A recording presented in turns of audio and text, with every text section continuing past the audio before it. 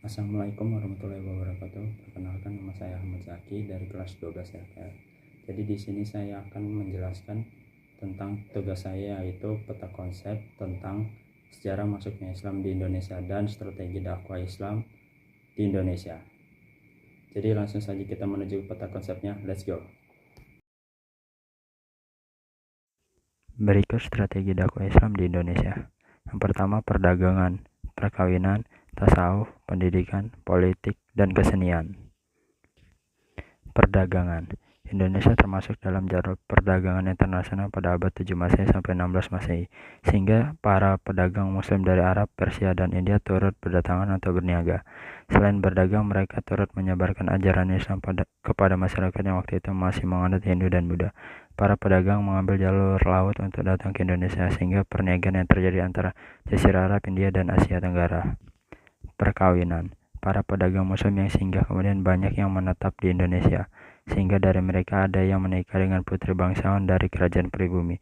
Perkawinan yang dilakukan pun telah berlangsung selama Islami, yang mana pada kala itu masyarakat pribumi sudah banyak yang mengucapkan kalimat syahadat. Pendidikan. Setelah banyaknya pengikut Islam di Indonesia, para pendakwah membangun pondok pesantren dan masjid-masjid yang mana digunakan sebagai tempat berkumpul untuk belajar syariat Islam dan pembinaan calon ulama. Para murid benar-benar diajarkan berbagai macam ilmu hingga menjadi ahli dalam bidang agama Islam. Setelahnya mereka pun menyiarkan Islam ke masyarakat pribumi lainnya, meluas ke berbagai daerah di Nusantara. Tasawuf. Secara ringkas, tasawuf dapat diartikan sebagai jalan atau cara mendekatkan diri kepada Allah untuk mencapai ridho Allah. Inti dari ajaran tasawuf, Hamzah, Mansuri, dan Samsudin, yaitu bahwa Allah adalah yang mutlak dan dipandang sebagai emanasi atau berada di dalam semua makhluk. Ajaran Sunan Bonang menekankan bahwa Allah itu maha tinggi dan maha luhur, sukma maha suci yang tidak didahului oleh ketiadaan dan tidak dikelilingi oleh ketiadaan.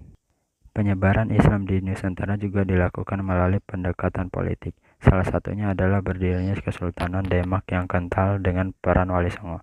Pemimpin pertama sekaligus pendiri Kesultanan Demak adalah Raden Patah yang merupakan putra dari Brawijaya V, raja terakhir Majapahit.